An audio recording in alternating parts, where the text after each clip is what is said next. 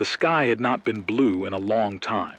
It hangs now like a bruise, an endless, low-tension ceiling of ash and heat that never lets the sun be kind.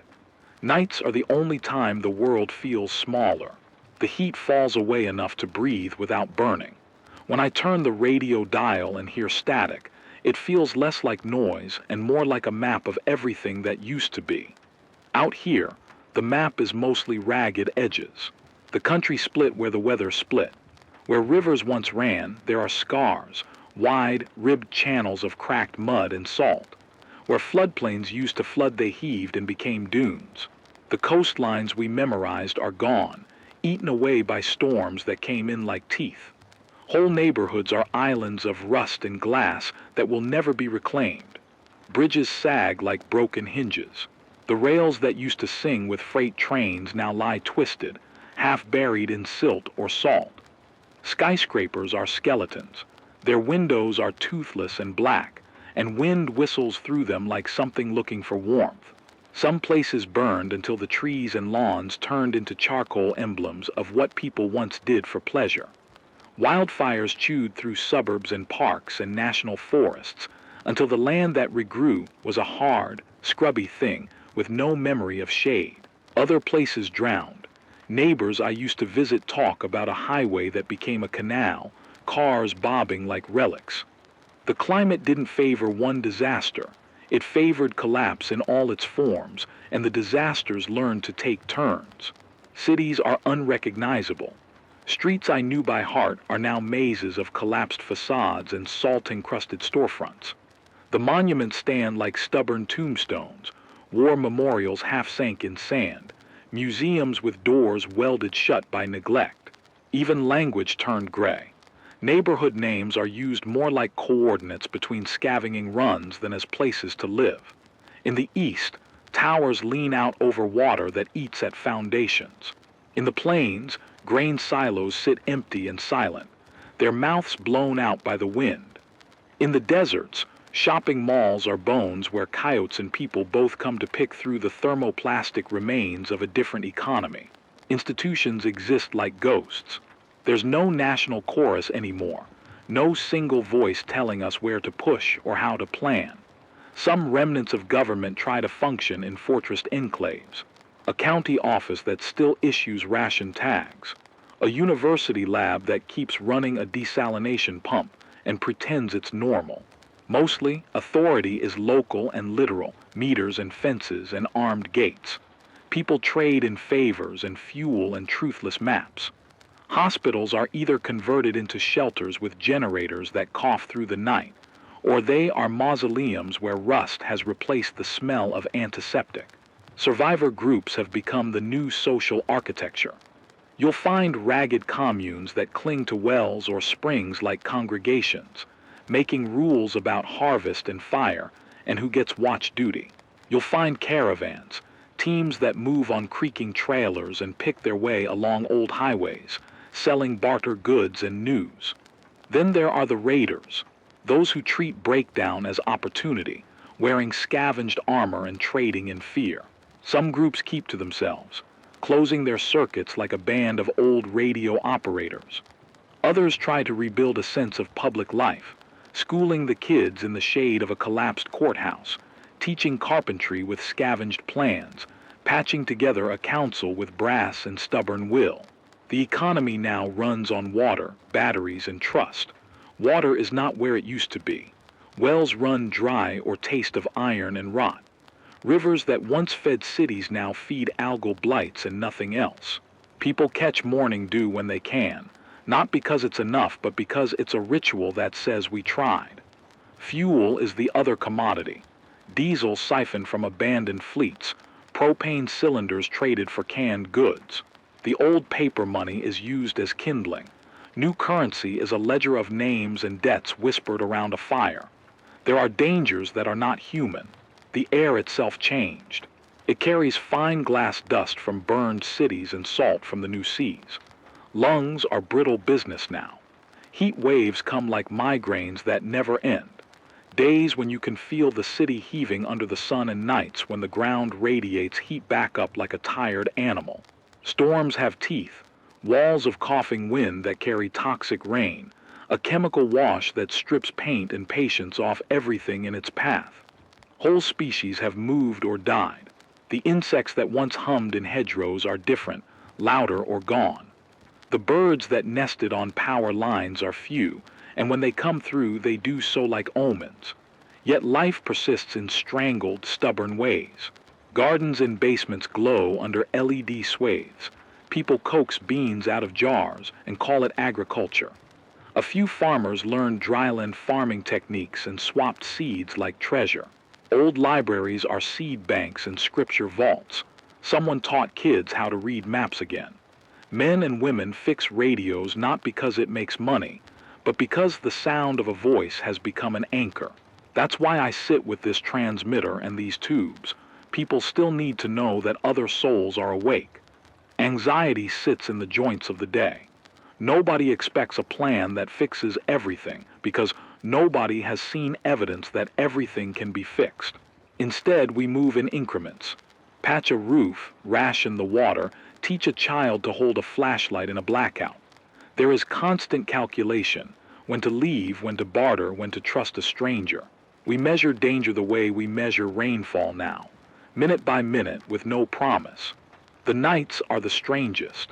When the heat finally lets go, the stars are sometimes visible beyond the haze in different pinpricks above a planet that keeps changing its mind. Then the radio comes alive with coughs and names and the distant clatter of someone else's life.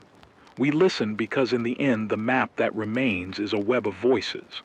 The landscape is broken and vast, but where voices meet, a thread is stitched. It's thin, it's fragile, but threads make nets, and nets catch the living. They tell stories about the way we change after everything breaks, how we become efficient at sorrow. Maybe that's true. Maybe what I've become is simply practiced at keeping small things alive. A radio that still speaks, a pepper plant on my windowsill, a promise I made once and kept because breaking promises is how you stop being human. My name is Jonah Rays. Once, that was a name on a utility bill, on a driver's license.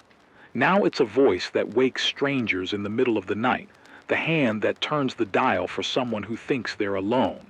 I'm not a preacher or a soldier. I'm not a scientist who can reverse the weather. I'm a radio operator, and when the generator sputters and the batteries run down, a mechanic and scavenger and, sometimes, a reluctant historian. The kind that catalogs loss in the form of tapes and tattered photographs. When the world was still mostly whole, I worked in a small repair shop that fixed appliances and washed dishes for other people's messes. I had calluses on my hands and an easy laugh. There was a season for everything then. Summers meant fishing trips. Winters meant blankets and a heater that didn't wheeze on gas. I had a wife named Mara and a boy who learned to count by stacking empty cans. The day the first real storms came, we told each other jokes in the car and pretended the water on the radio was a story we could wait out. The jokes stopped when the levee broke. Mara and my boy got taken in a flood that moved faster than any warning could. I remember the color of the water as it swallowed our street, a gray that reflected nothing but sky. I remember reaching for them and finding only wind. People call it survivor's guilt because they don't know what else to call the slow, grinding regret of the mornings when you wake and they're not there. I call it weight. It sits on my chest like a second heartbeat. Survival in the beginning was simple arithmetic. Food in equals food out, fuel for heat equals movement. Then the arithmetic changed its rules. I learned to read the world by smaller measures. How much water in a mason jar could you squeeze into coffee before someone noticed? How many miles could your bike take before the tire disintegrated? Could you trade an old watch for a liter of diesel? Those transactions taught me three things. Scarcity makes you precise, kindness becomes currency, and there are people who will take everything to survive. Now my days are a quilt of small, exact tasks. At dawn I check the cistern, an old bathtub buried beneath our linta with a tarp, and a pump that I fixed from a dishwasher motor. I test the water with a strip. I boil what I can. I ration coffee like it's a prayer.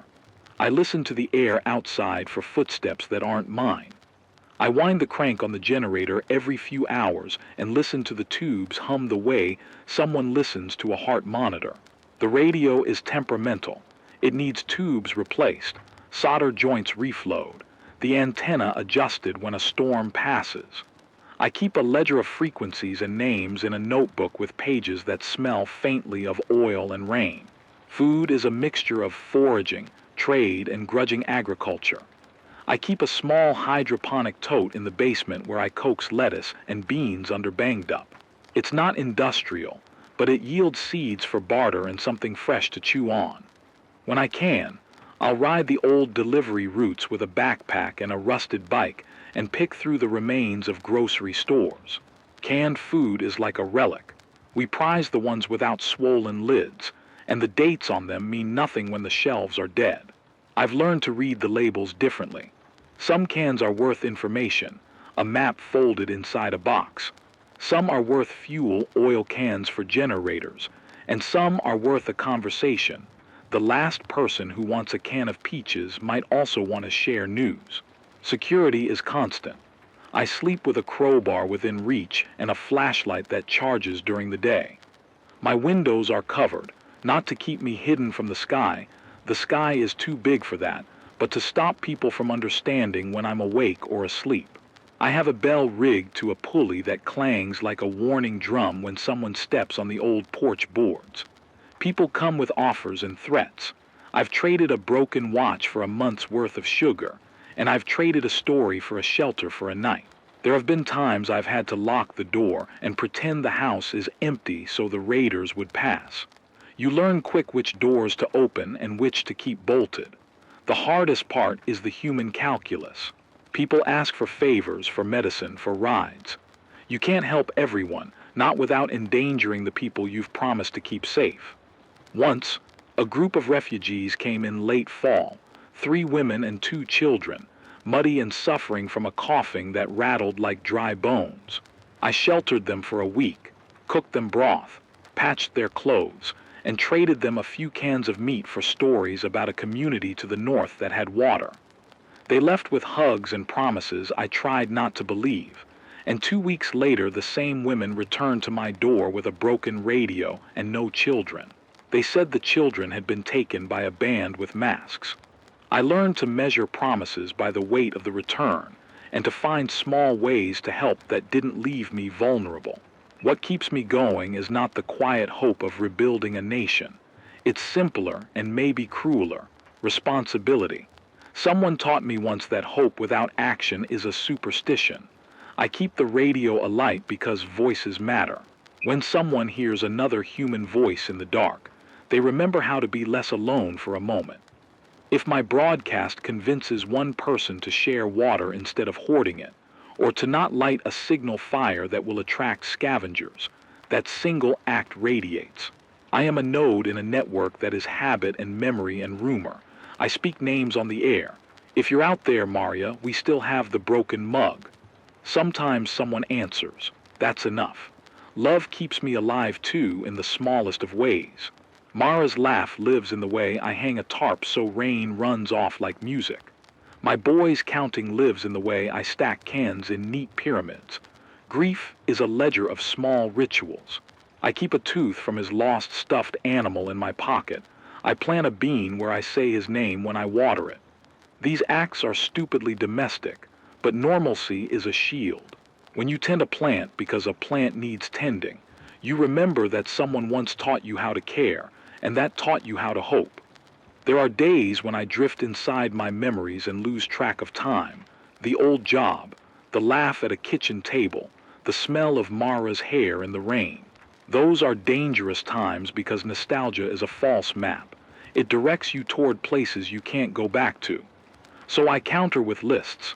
Check the antenna, oil the pump, rotate the batteries, feed the cat that wandered in and claimed me. Lists make the world predictable, and predictability is a kind of peace.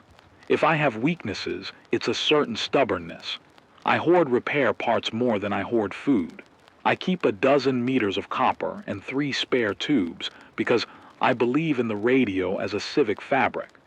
I'll spend a week scavenging for a functioning vacuum tube, because it means the difference between a voice and silence. Sometimes that makes me callous at the margins. I'll refuse to trade a tube for a year's worth of oats because the tube is a bridge. It's a flaw and a design decision at once. In the quiet moments, I think about the future the way a weather-worn man checks for storm lines. I listen for patterns. There are hints, communities that learn to desalinate, towns experimenting with seed banks, a school that runs on generator shifts teaching children mathematics by candlelight. None of it is miraculous. None of it is enough to bring back what we lost overnight. But these experiments are transcripts of stubbornness. They say that people are still trying to arrange their days like prayers, so I keep the transmitter warm. I keep the generator oil changed. I keep lists and jars and a ledger of names. I am small against the broken map of this country, but I am not alone. My life is measured in the little resurrections I can make. A signal that won't die, a child that learns to count, a neighbor who doesn't go hungry for one more night. I don't promise the world will mend. I promise into the dark that sometimes answers me that someone is listening, and that in the listening there is a chance. They told us the crisis would come in lines on a graph, gradual, measurable. They were wrong. The collapse came like a chorus of small failures that, when sung together, became a dirge. For me, the primary crisis is water and everything that water used to do for us. Carry food, cool the city, move ships, run turbines, wash hands, dampen fires. The rain stopped behaving like a promise and started behaving like a rumor. Then they stopped coming at all where we needed them, and when they did arrive, they arrived like punishment, sudden and violent, carrying salt and chemicals and the sort of flood that leaves nothing but salt-furred bones. At first it was a whisper, reservoirs dropping a few feet, a river that took an extra week to swell. Then the whispers spelled out patterns no one wanted to hear. Winters warmed and the snowpack never returned, so the spring pulses that fed the heartland failed. The Gulf storms grew teeth, a wall of warm water-fed hurricanes that chewed away at coastlines. Groundwater was pumped faster than rain could replace it. Wells that had served families for generations blew air instead of water. Salt crept into fields near the sea like a rumor made of minerals. Crops shriveled where they once fed towns. I can explain the mechanics in a way the radio can handle without the jargon. Warmer air holds more moisture, which means storms are bigger and more violent when they happen. But the same warmth also steals the slow, steady snow that feeds our rivers. The jet streams that used to ferry cold and warm air around the planet started wobbling. Weather patterns stalled. Places that depended on regular seasons now found the seasons gone or inverted. A drought can last years because nothing blows the dry away. When you add human systems, factories that need water, cities that need cooling, farms that need irrigation, the math changes from a garden to a ledger with too many red lines. Survival gets harder by the day because everything you used to depend on requires energy and maintenance, and the energy is the other thing that's running out. Fuel for trucks is siphoned from abandoned fleets and traded like medicine. Batteries wear down. Solar arrays get coated in dust and salt and produce less. The grid, which once hummed with distant authority, now flickers in the places that still claim it. Without reliable power, pumps don't run, and without pumps, wells and cisterns become artifacts. Food supply chains break first in subtle ways. The truck that used to deliver feed to a farm stops because the highway bridge fell in a storm. The mill can't run because its bearings wore down and there's nobody to replace them. The disruption cascades.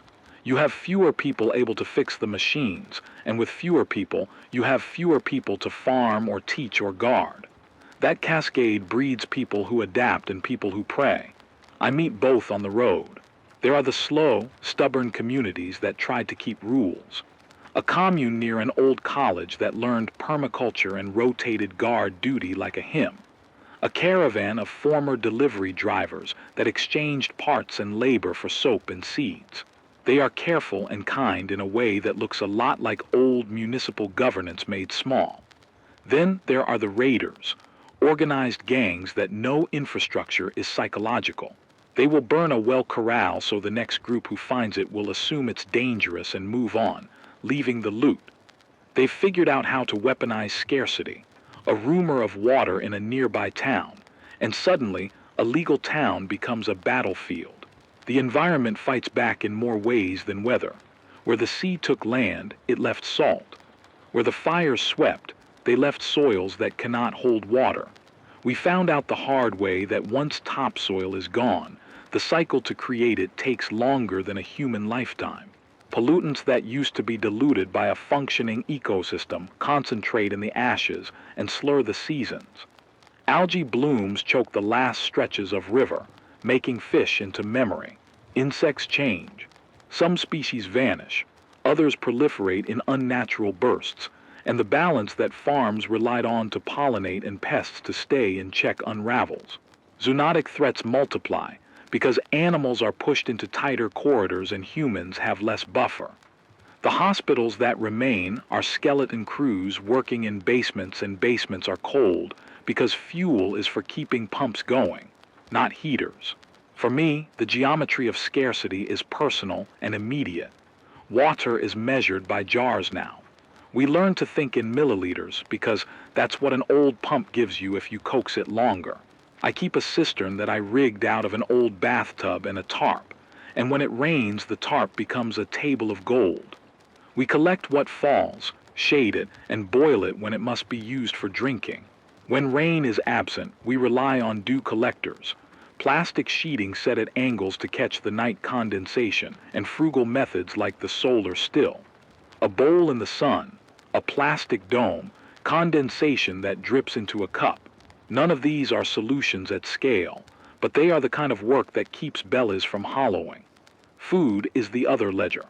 The small hydroponic tote in my basement gives lettuce and beans, and for communities with generators, some microgreen racks can keep proteinish diets from collapsing.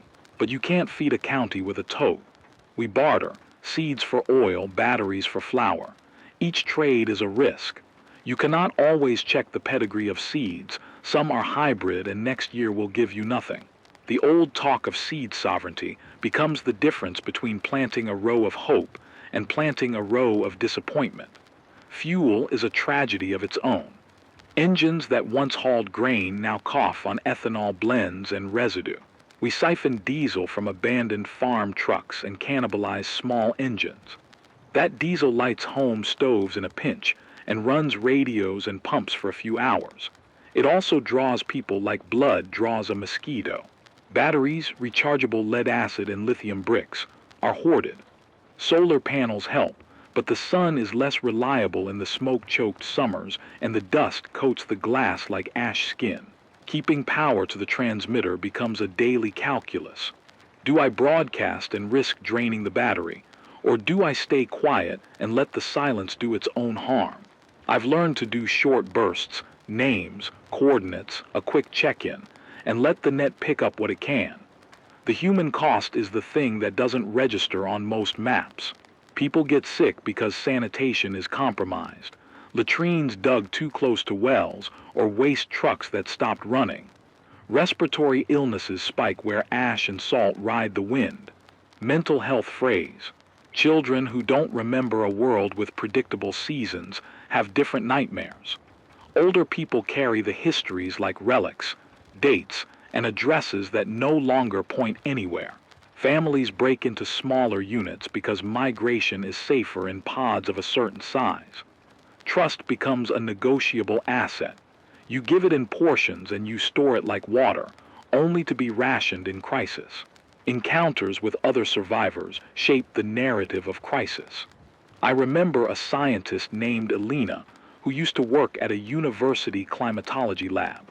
She came through my town with a small, battered reverse osmosis unit she'd kept running by jury-rigging a hand pump. She taught a master class to anyone who would listen. How to hold pressure, how to clean membranes, how to ration the electricity needed. For a month we were a small island of relative plenty because we could make brackish water drinkable. Then a storm took 2 roofs, and a band of raiders figured out that the machine existed. We had to smuggle it out under a tarp and give it to a community farther north that promised better protection.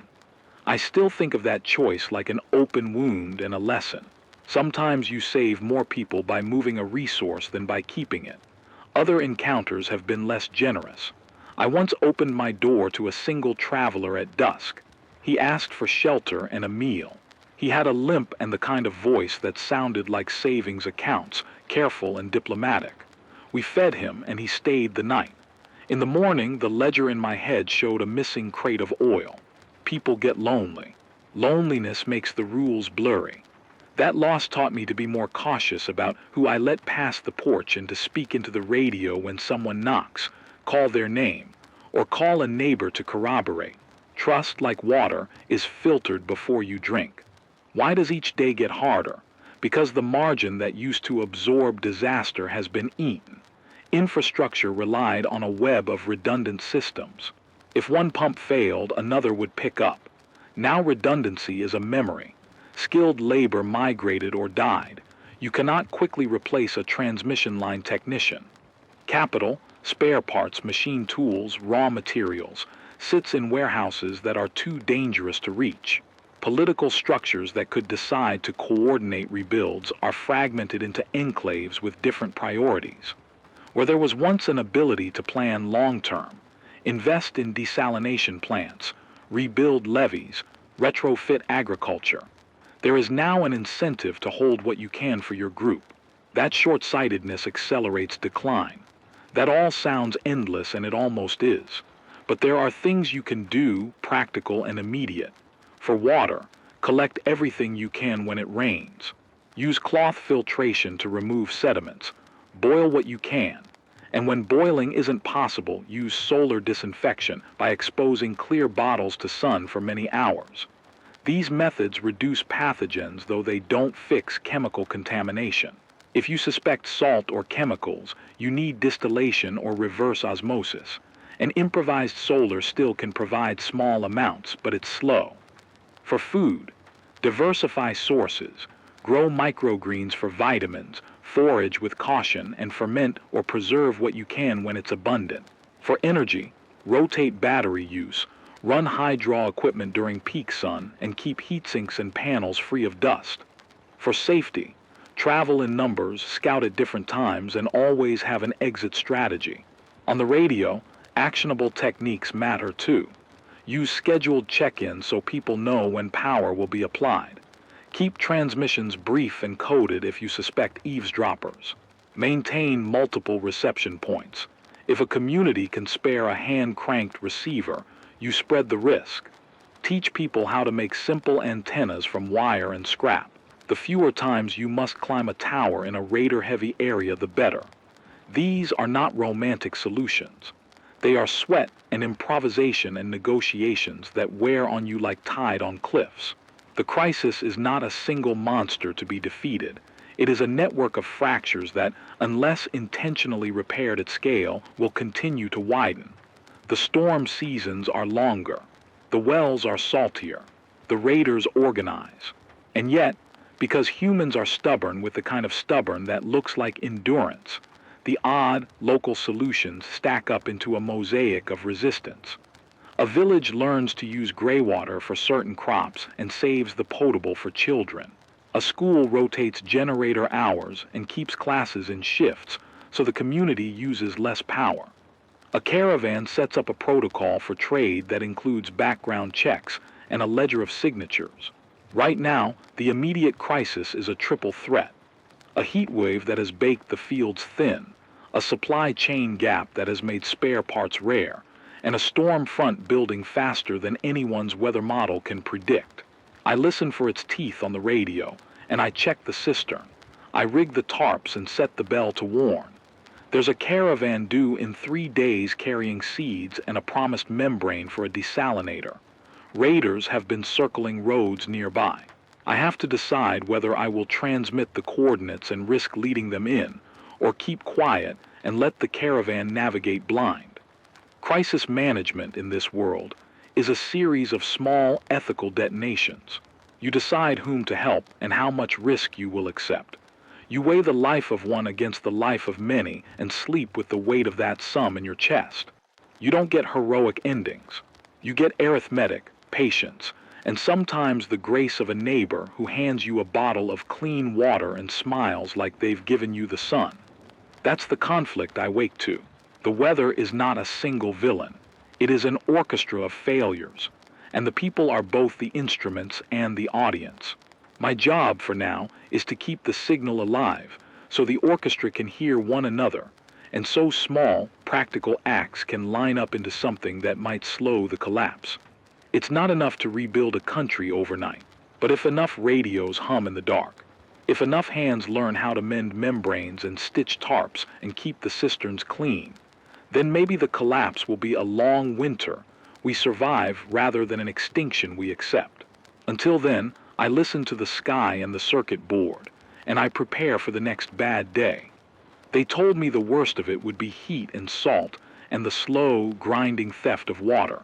They didn't tell me about the panic that follows a schedule, the way a calendar full of ration points can make a town sound like a clock ready to unwind.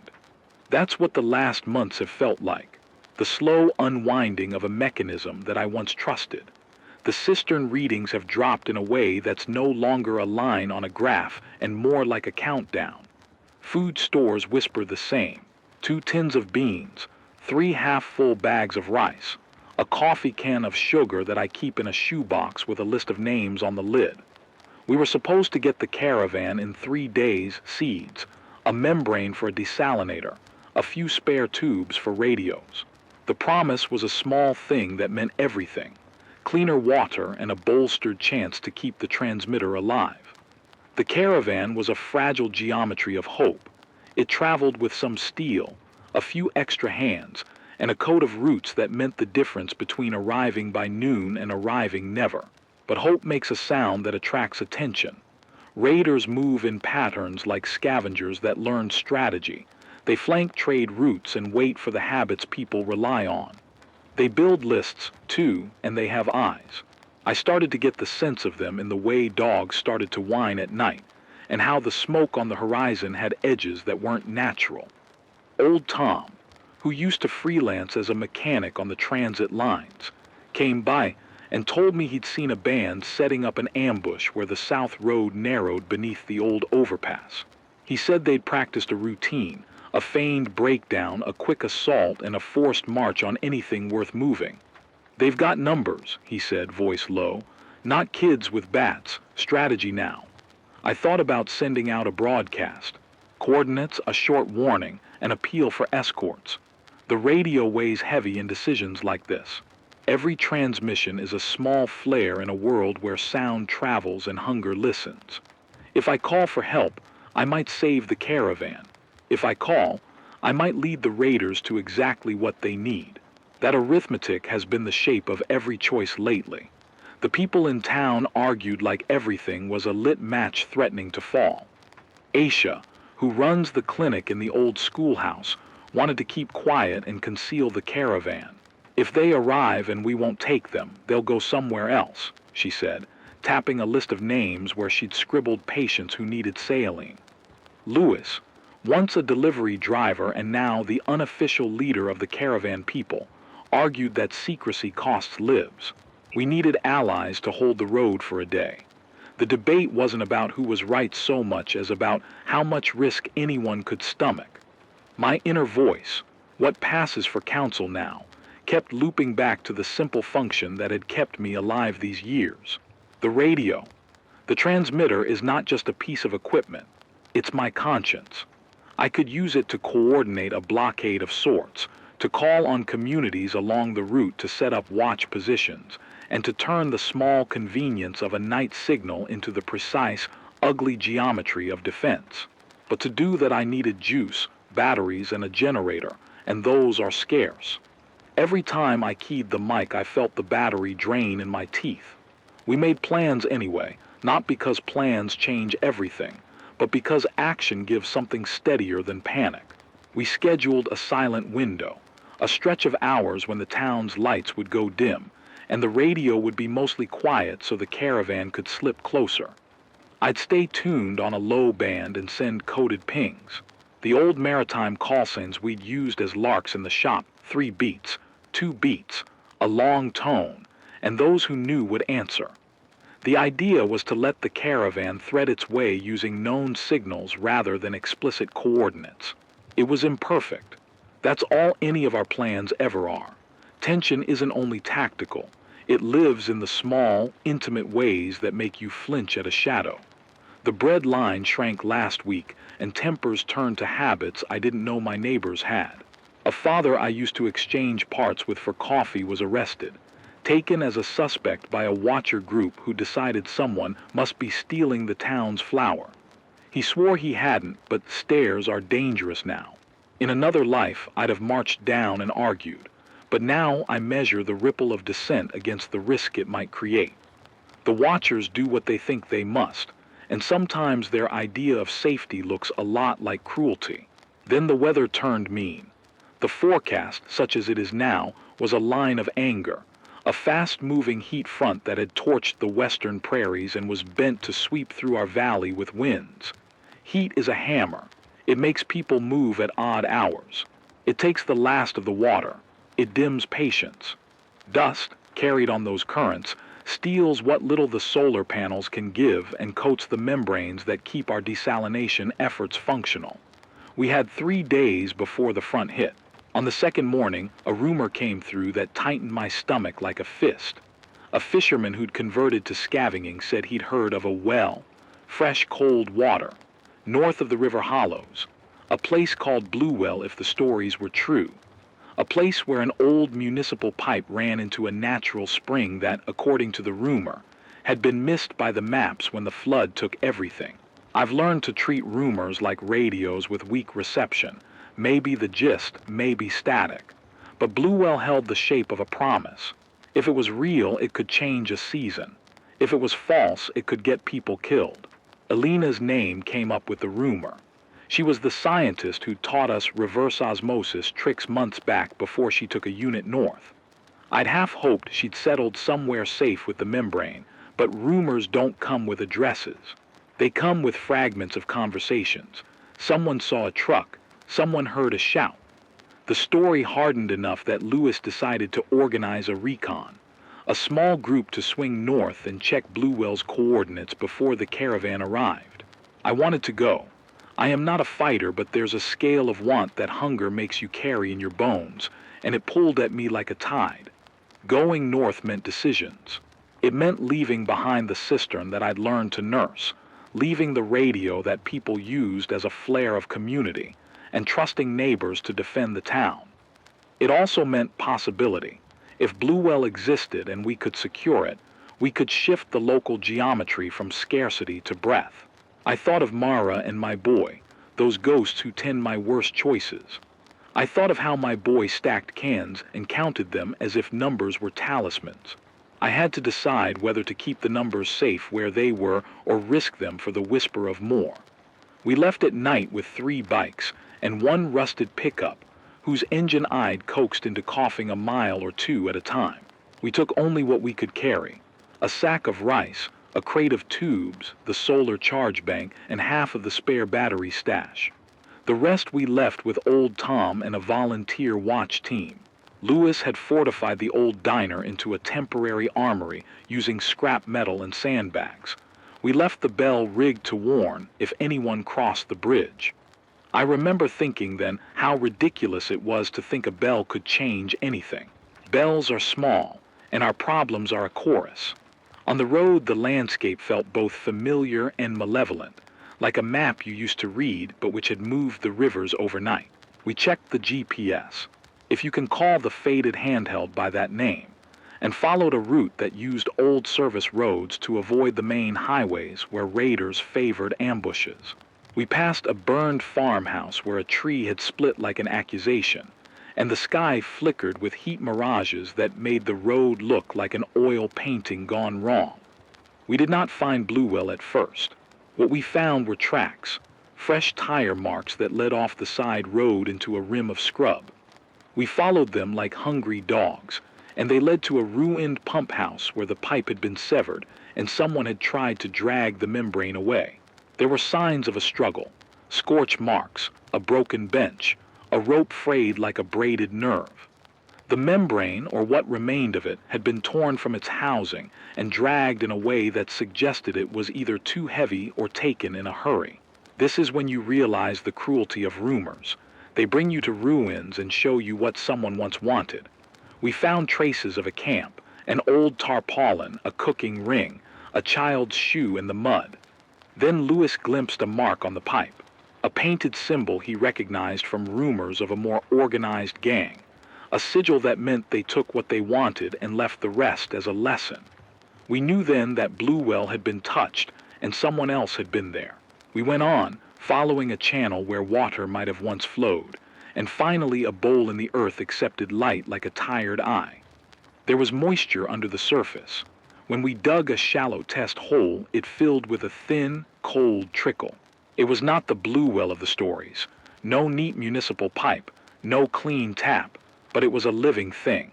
We tasted it. It had a metallic tang, but it was clear enough to be hope. We pumped a small sample through a makeshift filter Alina had taught us about, cloth, charcoal, sand, and boiled a bit. It tasted of survival and of the kind of small miracle that makes you both certain and afraid. The rejoicing was brief. The sky had a bruise halfway between dusk and a storm, and in the distance a column of dust rose like a question mark. We were not alone at the bowl. Footprints indicated recent passage, 2 sets of human prints that doubled back toward the overpass. Someone else was watching. Lewis said we should take only what we needed and leave signs that would mislead anyone following. False tracks, emptied tins placed as if to imply the bowl was spent. It was cowardice disguised as strategy, and perhaps that's what we've all learned to be. On the way home we were cautious and clumsy, like people carrying a fragile secret through a crowd. The pickup's engine coughed louder than usual. At the overpass we saw the ragged glint of movement, figures at the side of the road, not quite silhouettes because the heat made everything shimmer. We stopped, engine off, and listened. There was the faint rustle of cloth, the clink of metal, raiders perhaps scouting. Lewis signaled for us to back away slowly. We didn't. Courage isn't grand. Sometimes it's a kind of inertia. A man in the swarm stepped forward and shouted, "Move aside." We were outnumbered. I thought then of the kindness of leaving the radio and cistern behind. I thought of Aisha's list. I thought of how the town's watch might interpret our absence. I thought of all the arithmetic. My hand found the mic slung in the cab, heavy like an accusation. The signal hummed. The battery whispered. I considered broadcasting a false coordinate to lead them away, a misdirection. Or I could call plainly for help and hope someone was listening. That is the place the rising action pushes to. A single breath before a choice that rewrites the geometry of a life. I keyed the mic, my voice tight as wire. I chose to send a short beacon, 3 beats, 2 beats, long tone, the code we used for friendly approach. It was a small lie, but it was one meant to keep people alive. The raiders reacted, shifting their stance. The man who'd shouted laughed like salt in a wound and barked, "You signalers always make it easy." We backed away. The raiders let us go, and we drove like the road itself had been newly laid under our wheels. We returned to town with less cargo than we'd gone out with, but with the knowledge that water lived a few miles north and that someone else was watching it. Lewis vowed we'd set a different plan, a chain of watchers, a few ambush points, and a strategy to secure the bowl long enough to pump and transport water. The caravan's arrival due in 3 days suddenly felt more urgent than ever. That night I sat with the radio and the ledger, and the taste of the bowl burned in my mouth. I thought about the ethics of signal and silence, of misdirection and truth. The rising action is not a single event. It is a compounding of choices that make hope harder to maintain and harder still to share. Trust shivers in that light. I don't know what will come next. The storm front is a promise in the air. The raiders are reorganizing, and the caravan is a thread that might snap at any time. We have patched a plan that is part courage and part desperation. The town has chosen to act. Watches will rotate, the bell will be manned at night, and a small convoy will slip north at dawn to ferry as much water as we can without drawing attention. I will go again because I am greedy for hope, and because my hands work better when they have tasks. Rising action is the sound of people deciding to risk more than they have to save what's left. It's the sound of a radio keyed in the dark and a plan written in pencil. It's the way fear flattens into a shape we can carry, and the way love, small, persistent love, keeps us moving. If this chapter ends in loss, at least it will be because we tried. If it ends in gain, it will be because we traded our silence for a small, messy network of mutual aid. So we prepare. We listen to the sky and the creak of old engines, to the whispers of rumor, and to the clatter of the town's night watch. We tighten the tarps and check the cistern again. My palms ache from winding the crank on the generator, and the radio hums like a thing that will not die without being asked politely. I feel the old familiar tug, fear braided with resolve, and I answer it by doing the work I know how to do. Keep the signal alive, keep the people coordinated, and keep the tiny, stubborn ritual of hope ongoing, even as the world pushes back harder. They came when the sky was a bruise and the wind was learning new languages. The storm hit like an accusation, a wall of heat that shoved dust in under doors and made the world taste like old pennies. The caravan was late because storms make people slow. Raiders move faster in chaos because chaos is a ladder they climb well. I heard the first trouble on the radio, a clipped transmission, static carving out words. Lewis, breath raw, telling us they'd been hit at the ford. Then the sound cut to a wet, ragged breathing and nothing. I could feel the town pull tight like a fist. There is a kind of neat cruelty to those moments. Everything that has been tightening all season, the cistern count, the propane ledger, the brittle patience of the watchers folds into a single hinge. You either move on that hinge, or the hinge moves you. I grabbed the mic because it is what I do. Voices are anchors. Coherent voices are commands. I called a net-wide broadcast that I hoped would be heard by the caravan. Low-band, coded pulses, the maritime rhythm we had agreed on. I keyed my voice into the static and tried to be the calm that other people needed to hear. Caravan, this is Jonah at the diner. If you can hear me, head west under the old bridge. Keep low. Do not stop at the North Ford. We'll meet you at the diner lot. Repeat, west under the bridge. My mouth tasted like pennies too. I could hear old Tom moving boards at the diner. Aisha's breath came hard behind me. She was patching a bandage as if bandages could fix more than blood. The generators had been fed on promises and a little diesel. We had scheduled the broadcast in bursts so as not to drain the bank, but now every second felt like an hour. The battery meter blinked down like the last eyelid on a man who is tired. I kept the voice steady and the drums low. I was telling people where to go and trying to keep them alive. That is what a transmitter does. It turns uncertainty into instruction. For a moment, that felt like salvation. Then the shotgun started. Not at the ford, but sweeping in at a flank, a shout like a radio turned human. The raiders had learned our cadence, maybe traced our signal, or maybe they had watched the road and simply chosen the hour. They hit the diner first, nothing delicate about them. They brought a willingness to hurt. We had a perimeter of sorts. Rusty barrels filled with sand, clever pits under fabric, men and women who had learned to use a wrench like a weapon. We answered with whatever we had. The first exchange was chaos.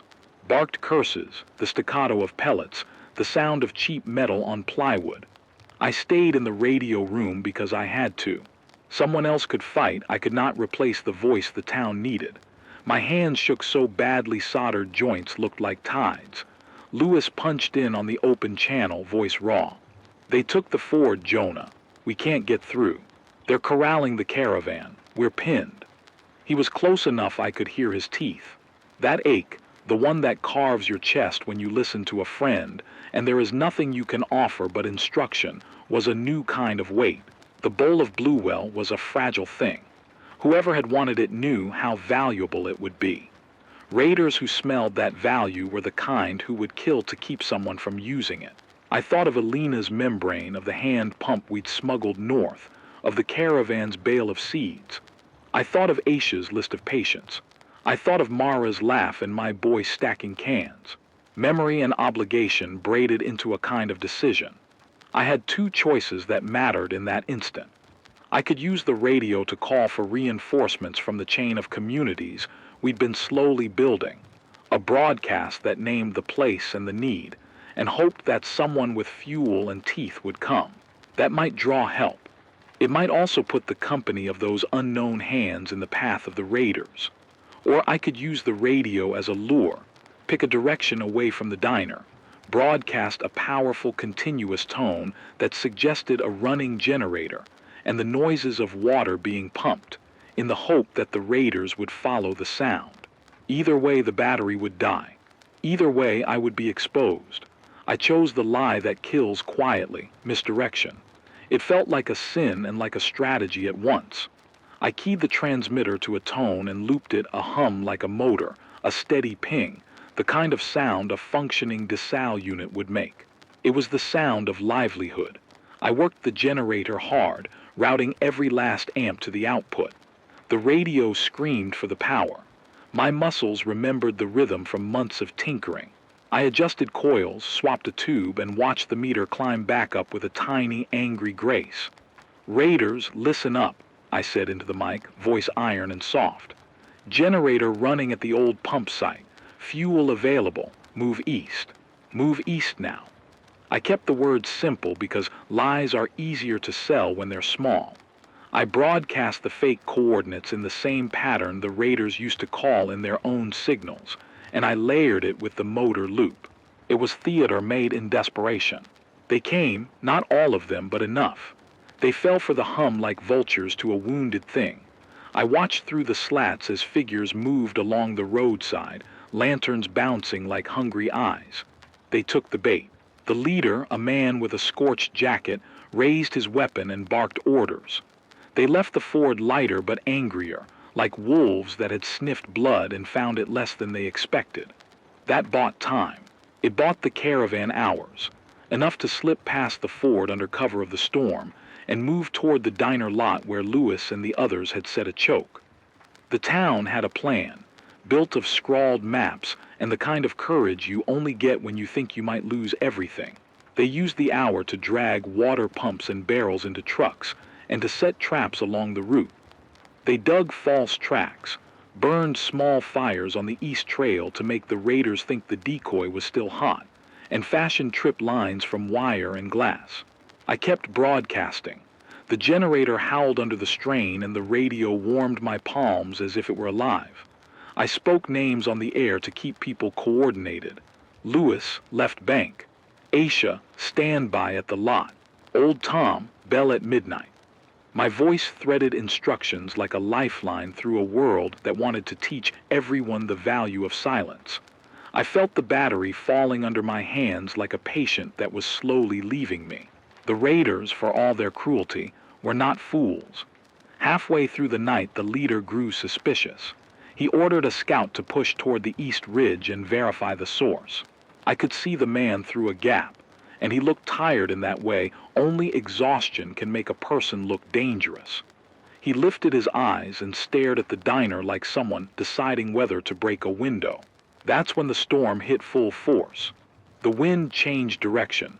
Rain came not as a blessing but as a weapon, hot and acidic, the kind that strips paint and patience. The metal on the roof sang like a wounded animal. I heard the caravan move through the lot like ghosts, muffled under tarps, then the clatter of the convoy leaving toward Bluewell with the membrane packed beneath blankets. I had bought them the hour.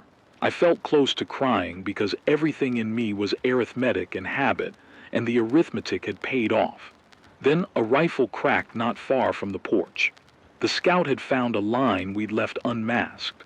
A spin of violence, and the scout went down. The leader shouted a command that tasted like a sick promise. They were coming back. I had one battery left and the generator was on its knees.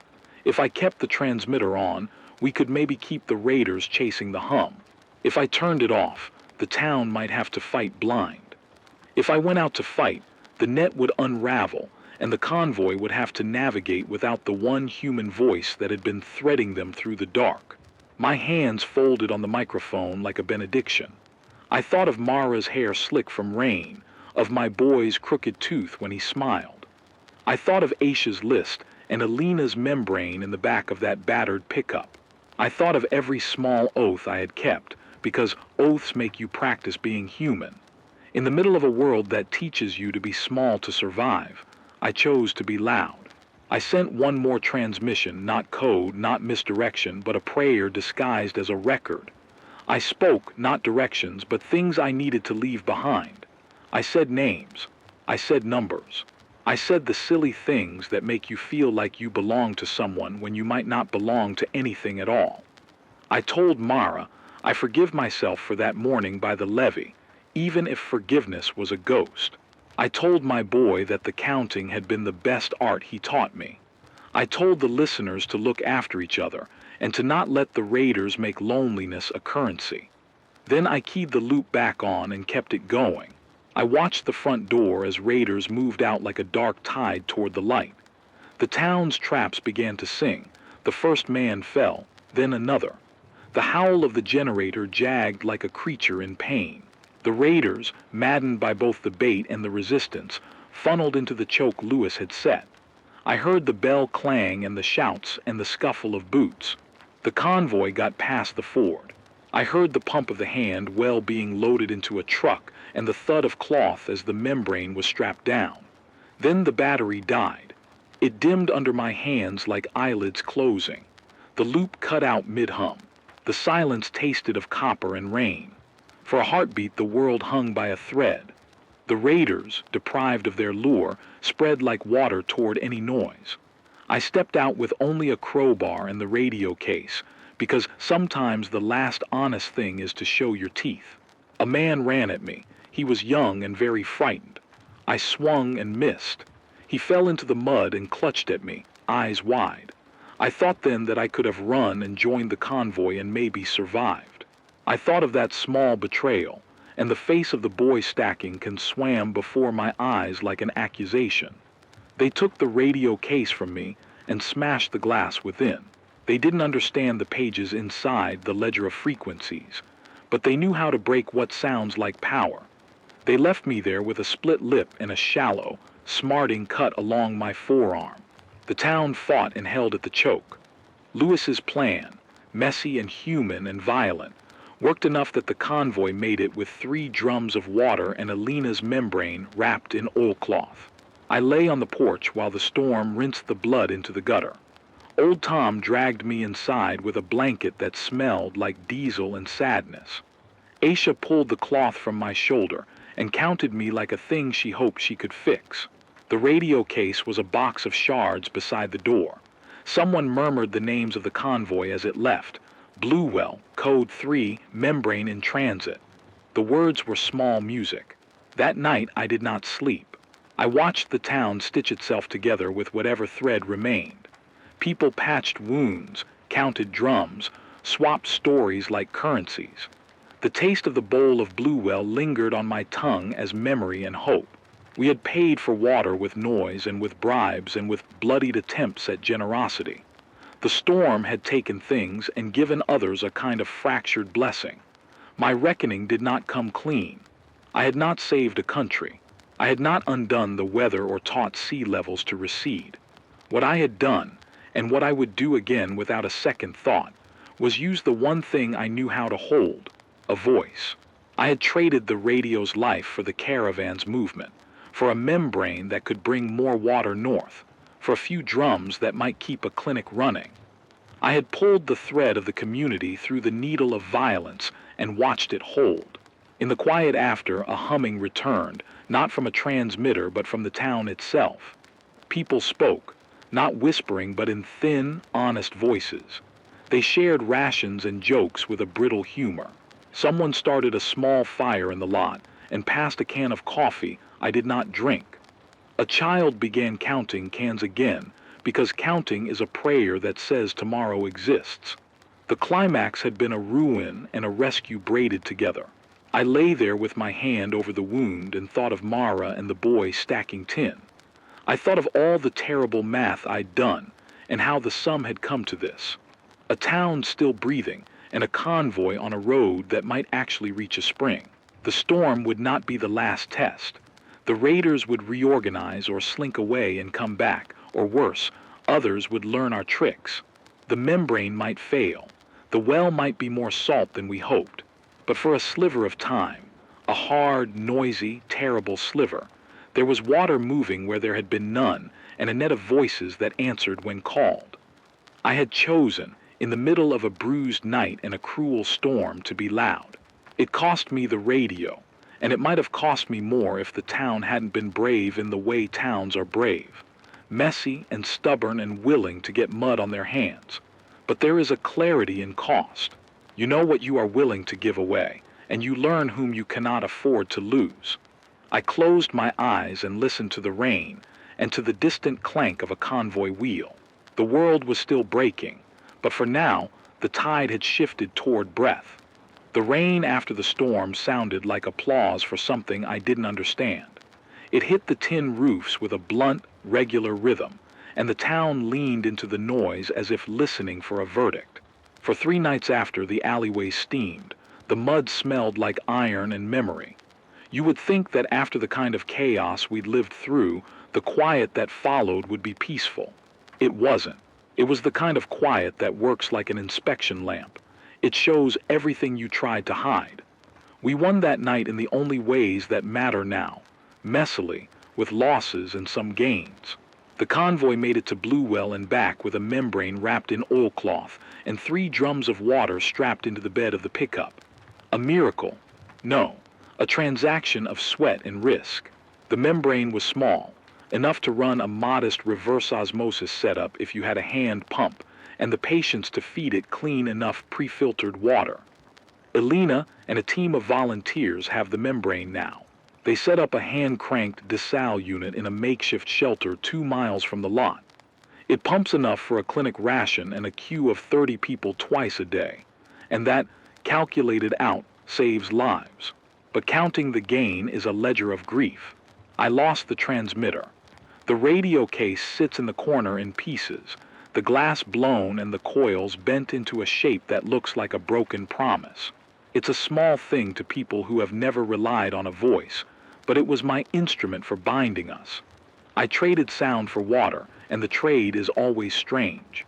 You give up one kind of power for another kind that is more tangible. The ledger in my head keeps track. 1 radio, 1 membrane, 3 drums, and under the tally a name or 2 scratched like a note to myself. The town patched itself together in the way towns have always done when they choose to survive. Old Tom and the volunteer watched Doug another choke point and shifted patrols to a rolling schedule so that we wouldn't be predictable. Lewis and Half, the caravan folks, converted 2 pickup beds into water trailers with improvised filters and hand pumps. They taught 3 people in town how to change the charcoal and sand pre-filters, how to prime the pump without sucking grit into the membranes. Aisha set up a ration ledger and a triage roster, and she made a rule that the clinic's water got priority for children and open wounds. It's not elegant. It is arithmetic done by people who can't afford errors. I learned something crucial in the aftermath. You cannot be one person for everything. I'd always treated my role as a node, the voice, and the engineer, but in the days after the raid, I watched others step in and do the parts I'd hoarded. Elena's crew rigged a rain capture tarp system on the diner roof that yields a liter for every heavy downpour. And old Tom taught 2 teenagers how to solder a terminal without cursing like a drunk.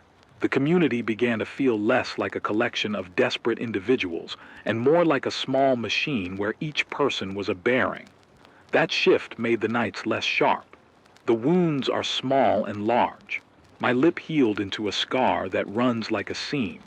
The cut on my forearm left a pale line graying into skin. More complicated are the marks that don't show up on the skin. The little calculations that loop in my head when someone asks for a favor, the automatic tally I run when a stranger knocks on the door. Trust will take longer to grow than a beard. I still flinch at certain sounds. A shout at dusk makes my hands empty, as if reaching for a transmitter that no longer fills my palms. But I also notice that sometimes I don't flinch. Sometimes I answer a knock with a slower breath and open the door to a mother and her child, because we've learned that generosity multiplied is the only currency worth having right now. Environmentally, nothing miraculous happened overnight. The storm moved soil and salt and a handful of seeds. Trees blackened by last summer's fires still hung like silhouettes against the horizon. The river bed still wore its ribs of cracked clay. The change that matters is subtler. We have more techniques in our heads now. People remembered to contour their garden beds to keep the scarce rain from running off. And a few farmers in a neighboring valley tried planting using seeds that are more likely to survive low-water seasons. The membrane offers a wedge of stability. If communities learn to care for it, if the prefiltration is not neglected, and if bolts and belts are not hoarded selfishly, a few more children might make it through the hotter months. There's a cost in the way we keep the membrane safe. The town deployed a rota of guardians for the unit. It is not hidden because hiding invites violence, but it is practical and banal: ropes, a locked shed, the scent of diesel to mask the sound of the pump. Alina insists on a training program. Anyone who takes water must take 2 hours to learn filter maintenance. It's small, stubborn discipline, and it shapes the town's morality into something that resembles long-term thinking rather than pure survivalism. On a personal level, the aftermath forced me to reckon with the kind of person I am becoming. I have always been a carpenter of small things: radios, pumps, levers. But I discovered that the thing I was best at is not soldering, but telling people where to stand. Losing the transmitter forced me to sit with my own diminished capacity and to accept other mediums of connection. Bike couriers, a ledger pinned in the diner window listing daily rations, and a hand-cranked shortwave someone built from scavenged parts. Communication became distributed. It's less romantic, less efficient, but it is more resilient. That realization softened something in me I hadn't known was sharp. Guilt lingers like a shadow that grows longer at dusk. I replay the night in fragments. The way I chose misdirection, the moment the battery died, the sight of raiders smashing the radio. I don't know if there was a better choice that night. Maybe there wasn't. That is the kind of conclusion that sits like a stone. Sometimes I speak the guilt aloud, not as confession, but as a ritual. I address Mara and the boy in the way I used to count cans. I tell them I keep trying. That small practice is not absolution. It's the habit of someone who refuses to let grief calcify into cruelty. There is, too, a fragile gratitude. The convoy's success meant more than water. It meant the membrane could be a teaching tool. It meant children could have clean water for wounds. It meant that Aisha could stitch less in the dark. It meant that Lewis's group, previously a loose band of tradespeople, had acquired the moral authority to negotiate for safer trade lanes. These are not sweeping reforms. They are, however, increments that add up. I count them like coins. The town's culture shifted in another way. Stories became currency. After the storm, around the impromptu fires, our conversations turned to how we'd survived and what we'd learned. We told each other the story of the raid and the convoy with different emphases. One version lauds the traps, another highlights the misdirection, and another quietly credits the courage of a kid who saved a drum of water by hiding it under a tarp. These retellings are not just nostalgia, they are instruction. Each story is a manual in narrative form: how to bait raiders, how to ration, how to bind a torn membrane. That oral ledger is how we will pass survival into the next set of hands. I am not naive. The raiders will come again in some form. Others will learn our tricks, and the membrane might fail someday. Climate won't relent overnight. Seasons will still be strange and cruel. But there is an emerging set of practices that didn't exist before. Distributed water systems, training programs, watch rotations, and the wary but necessary barter networks that stretch between communities. The membrane is a small wedge of a larger architecture we have yet to build. It can be sustained, but only if enough people treat it as common property rather than private treasure. In the weeks after the climax, I taught 2 teenagers how to make a crude, hand-crank radio from scavenged coils and a speaker. It's not a transmitter, it's a receiver, but it brings sound into the diner from farther away than a human voice can travel.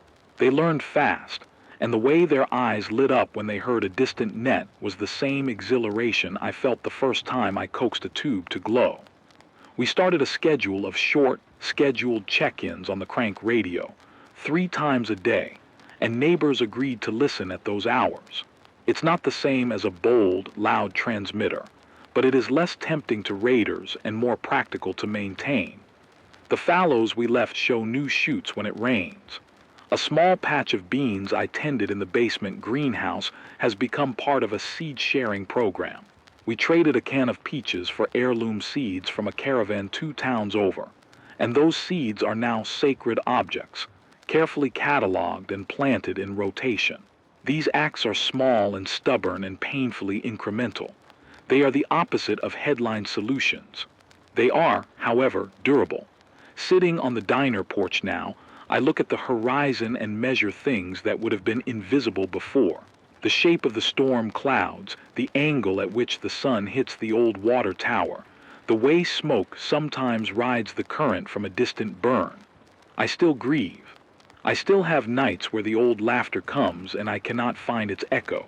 But there is, in the steadier part of me, a new architecture of duty. I no longer tell myself that keeping the radio alone will save us. I invest in people, in training, in redundant methods of communicating because redundancy, ironically, is how we honor the old world's failures. The aftermath is a ledger of small victories and continuing losses.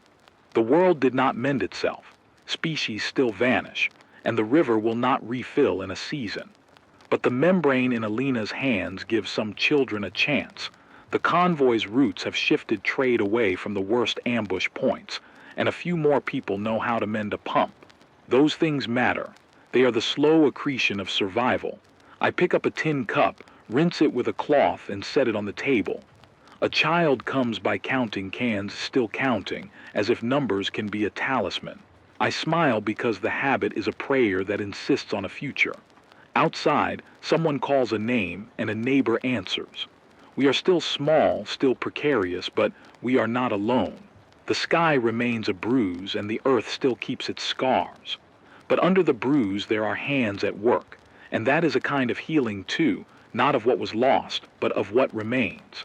The nights have a way of teaching you what you will and won't carry forward. After the raid and the rain and the convoy, the town settled into a rhythm that felt less like recovery and more like selection, choosing which habits, which tools, which small mercies were going to be worth preserving. We patched wounds, counted drums, and taught each other new trades. We learned that a membrane is only as valuable as the hands that know how to mend it, and that a well is only a promise if someone will walk the road to refill the drums. I think about the radio sometimes like you think about an old friend who left town, with a mixture of gratitude and an ache that refuses to name itself. I miss the way it organized my days, the way it let me speak at midnight and mean something across 100 miles. Losing it hurt like losing a limb, but the body learns to walk again. We built other ways to be in touch, hand-crank receivers, scheduled couriers, a ledger of agreed check-in times pinned to the diner door. They are clumsy and lo-fi, but they stitch us together almost as well as the hum once did. Redundancy became our new theology. Hope is fragile because it is small, and because it must be rehearsed daily. It doesn't arrive as a single trumpet blast. It arrives as a child who learns to count again and doesn't stop, as a nurse who can wash a wound with water that tastes of progress, as a farmer who trades a handful of heirloom seeds for a lesson in composting. These are minute victories, the kind that don't make headlines, but that change the probability of a life continuing. We learned to celebrate them the way sailors celebrate a sighted star, quietly, by naming it and pointing it out so the next person can see it too. Despair, on the other hand, is loud and patient. It waits for you to tire and then picks away at the edges of your generosity until the town's habits harden into suspicion. We felt it in the days immediately after the raid, when people flinched at knocks and when ration lines grew shorter. But we also saw how fast small rituals could turn suspicion back into solidarity. A daily ration posted in plain sight, a shared lesson on membrane maintenance, an agreed rotation of watch shifts. These things are not heroic. They are domestic. They are what keeps a community from turning on itself. I used to think survival was a personal ledger, what you hoarded, what you survived. Now I think of it as a social calculus. My choices are entangled with yours. When I chose misdirection in the rain, I did it because I had learned the hard arithmetic of trade-offs. One loud radio for 3 drums of water. I held that choice for days in my head, like a coin on its edge. The coin landed. We bought breaths for a clinic, a membrane for a pump, and the knowledge that people can still move together when we choose to. The environment did not forgive us. Scars remain. The riverbed is still cracked. The scorched trees still stand like mourners along the ridge. The jet streams are still knotted. Seasons still come jagged and unpredictable. But there is a small, stubborn biology in human communities that adapts. We plant differently now. We store water in multiple small caches rather than one large tank. We teach filter maintenance like a basic literacy, and we rotate labor so the burdens do not fall on the same shoulders until they snap. These adaptations won't fix the climate. They will, perhaps, keep us around long enough to build something better. What I have changed into is someone who measures value differently. I used to value the spark of a tube and the hum it made when it warmed. Now I value the person who knows how to splice a pipe after a storm, the kid who can solder a terminal without getting burnt, the woman who keeps a ledger and balances it with a kind of scary accuracy. My pride shifted from the artifacts I kept to the skills I taught. That shift is quieter than I'd imagined, but steadier. There is guilt with the gratitude. I replay the night of the raid with an obstinate loop. What if I'd done something else? What if I'd kept the transmitter on a bit longer? What if I'd gone with the convoy? Those questions don't end in answers. They end in arithmetic choices weighed and made in the gray. I try to treat my guilt like a tool rather than a torment. I let it remind me to teach better, to plan better, to put redundancy where I can. The children teach us probably the most urgent lesson. They trade stories not of catastrophe but of adaptations. The kid who learned to catch dew, the girl who coaxed lettuce from a milk crate, the boy who counted cans and now knows fractions because he helped divide rations fairly. Their curiosity is a microbial hope, invisible until you culture it. If anything, they prove that the future will not be handed down whole. It will be stitched out of scraps, taught in shifts, and inherited as practice. I am not finished with fear. Nights still make me listen for footsteps, and for the edge of a voice that might mean trouble. I still wake sometimes with the memory of water rising at the levee and a hand I couldn't hold. But fear and hope live together in my chest now, in a kind of balance I did not know was possible. They are not equal and they should not be. Fear keeps you cautious, hope makes you act. If there is a plea I can make into the remainder of this broadcast, it is this. Care for what is near and teach what you can. If you have a membrane, teach 5 people how to fix it before you sleep. If you have seeds, plant more than you eat and swap the rest. If you have knowledge of how to solder, how to splice, how to prime a pump, pass it on. The small, distributive acts are what will stitch a map that can guide others out of the worst of the collapse. Do not hoard the skills or the knowledge. Hoarding is what turns scarcity into tyranny. And to the ones listening in the dark, whether you are 3 miles away or 3 states over, remember that voice matters. A voice can be misdirection. A voice can be a lifeline. Use it with thought. Use it with courage. Use it to name what you need and to hold others to what they promise. We are not going to rebuild the climate in our lifetimes. We are going to build the networks that let people survive within it and teach the next set of hands how to do better. I don't have a tidy finish for you. The creek by the diner will not run clear overnight. The raiders will look for weakness and might return in some other shape. The membrane could fail. And yet, there are afternoons when a child runs across the lot, laughing because he has counted 5 green leaves in the tote. There are nights when neighbors share coffee and talk about the routes they'll run next week. There are mornings when the dew catches on a tarp just so and you can collect more than you expected. So go on. Keep the little rituals. Teach what you know. Find each other in the dark and talk. It is in the talking that we remember how to be human. If I had to leave one last, small commandment from the ruined pulpit of my life, it would be this. Be stubborn in your kindness, methodical in your care, and loud enough sometimes that someone else can find you. Stay alive, stay human, keep the counting, keep the light, however small, burning.